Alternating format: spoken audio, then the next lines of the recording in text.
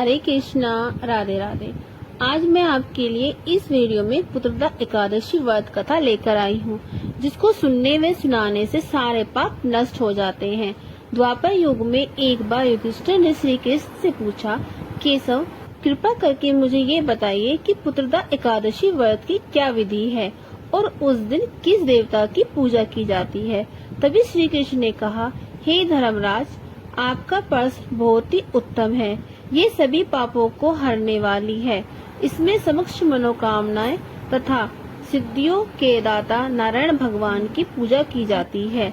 इस समस्त संसार में पुत्रदा एकादशी के समान दूसरा कोई व्रत नहीं है। पुत्रदा का अर्थ है पुत्र देने वाली, अर्थात यह व्रत निसंतान वाले लोगों को संतान देने वाला व्रत होता है।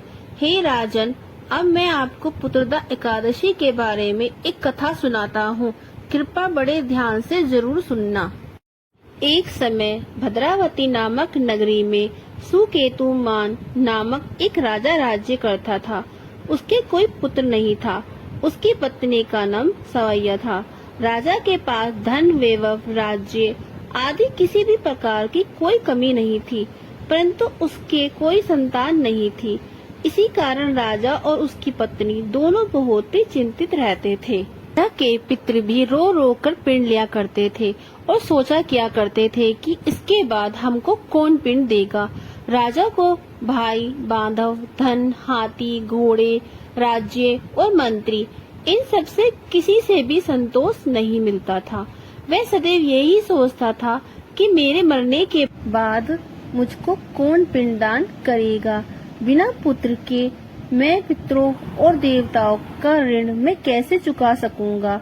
जिस घर में पुत्र ना हो उस घर में हमेशा अंधेरा ही रहता है। इसीलिए पुत्र उत्पत्ति के लिए प्रयत्न करना चाहिए। जिस मनुष्य ने पुत्र का मुख देखा है वह धन्य, उसके इस लोक में यश और परलोक में शांति मिलती है, अर्थात उनके दोनों लोक सुधर जाते हैं। पूर्व जन्म के कर्म से ही इस जन्म में पुत्र, धन आदि प्राप्त होता है। राजा इसी प्रकार रात दिन चिंता में लगा रहता था। राजा को इस तरह चिंता में डूबा देखकर रानी सवैया भी हमेशा चिंतित रहती थी।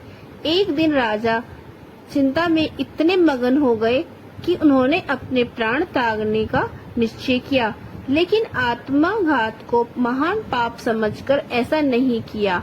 वह अपना अश्व लेकर सोच विचार में डूबे हुए जंगल की ओर चले गए। वहां पर अनेकों प्रकार के पक्षियों और पेड़ पौधों को देखते हुए राजा आगे बढ़ते जा रहे थे।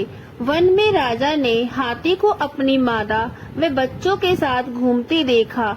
हिरण को भी अपनी मादा व बच्चों के साथ देखा। इससे देखकर राजा सोच में पड़ गए कि मैंने कई यज्ञ किए, ब्राह्मणों को भोजन कराया, फिर भी मुझे निसंतान होने का दुख प्राप्त हुआ। मैं क्या करूं? ऐसा सोचते हुए वह जंगल में चलते रहे। आधा दिन बीत जाने के बाद राजा भूख प्यास से व्याकुल थे। पानी की तलाश में भटकते हुए वह एक सरोवर की तरफ गए।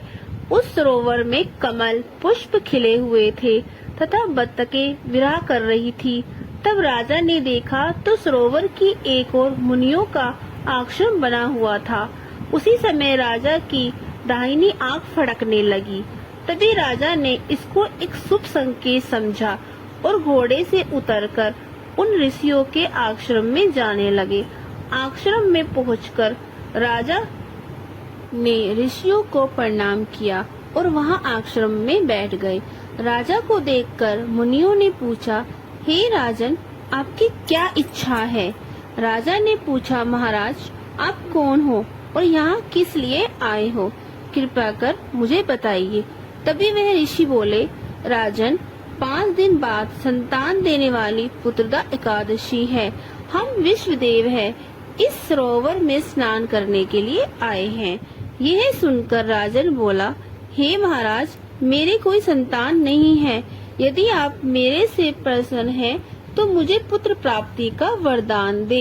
यह सुन मुनि बोले, हे राजन, सावन मास में आने वाली एकादशी पुत्रदा एकादशी है।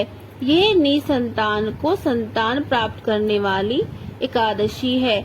आप इस दिन अवश्य पुत्रदा एकादशी का व्रत करें और भगवान की कृपा से आपको पुत्र की प्राप्ति होगी। मुनियों के वचनों को सुनकर राजा को संतोष हुआ और उसने महल में जाकर रानी सवैया को सब कुछ बता दिया और पुत्रदा एकादशी के दिन राजा और रानी ने पुत्र प्राप्ति की इच्छा से पूरी विधि विधान से पुत्रदा एकादशी का व्रत किया और द्वादशी के दिन पारण किया। कुछ दिनों बाद रानी सवैया ने गर्भ धारण किया। 9 महीनों के बाद उनके यहाँ एक पुत्र हुआ।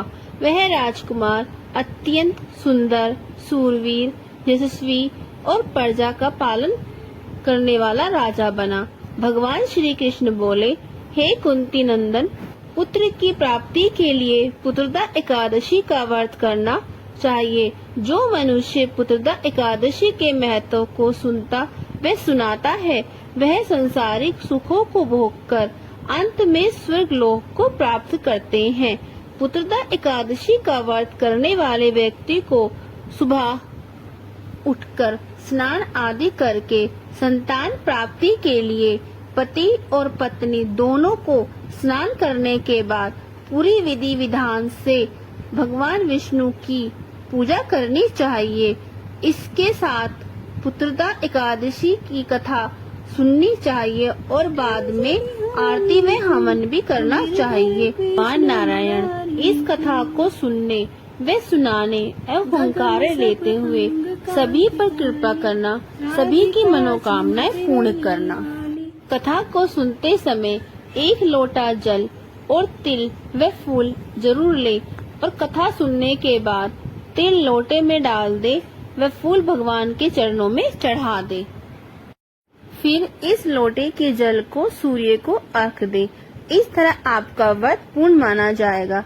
ये थी पुत्रदा एकादशी व्रत की कथा। यह साल में 2 बार आती है, एक सावन शुक्ल पक्ष में और दूसरी पौष शुक्ल पक्ष में आती है। इस दिन जिस घर संतान न हो वो इस व्रत को जरूर करें।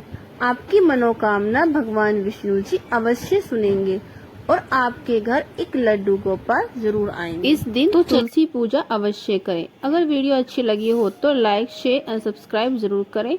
और पुत्रदा एकादशी का व्रत कब है और पारण कब करें, ऐसी जानकारी के लिए मेरे चैनल पर बने रहें। हरे कृष्णा, राधे राधे।